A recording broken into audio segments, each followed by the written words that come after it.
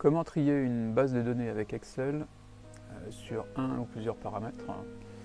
Alors le plus simple évidemment c'est sur un seul paramètre. Donc, par exemple, ici la base de données a été triée par rapport au nom de la personne. Si on veut trier par exemple par classe, alors ce qu'il faut éviter de faire c'est de sélectionner la colonne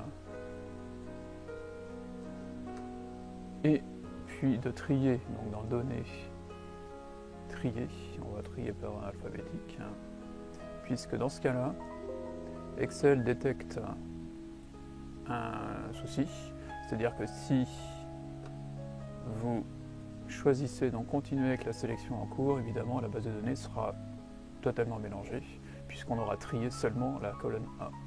Donc Excel vous propose bien sûr d'étendre la sélection, on peut le faire, voilà. Donc là il détecte la base de données, il l'a sélectionnée, puis il a trié donc par classe. Alors plus simple que ça, donc j'annule. En fait c'est soit on sélectionne toute la base dans le cas d'un seul paramètre, soit on ne sélectionne rien, c'est-à-dire qu'on se met sur n'importe quelle classe par exemple, on appuie sur AZ, voilà. Excel ici a détecté la base de données puisqu'on a des données contiguës, donc côte à côte.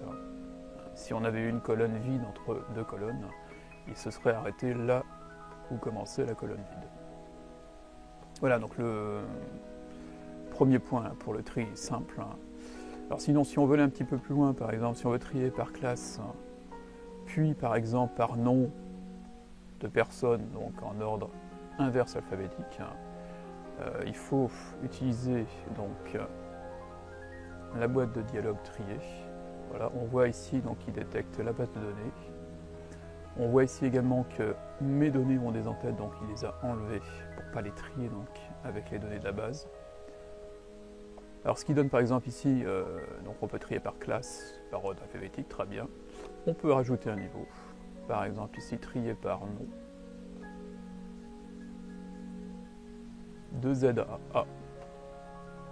Puis on peut aussi rajouter un niveau si on veut trier par prénom, dans le cas où deux personnes aient le même nom. Bien sûr ici on va garder le même ordre.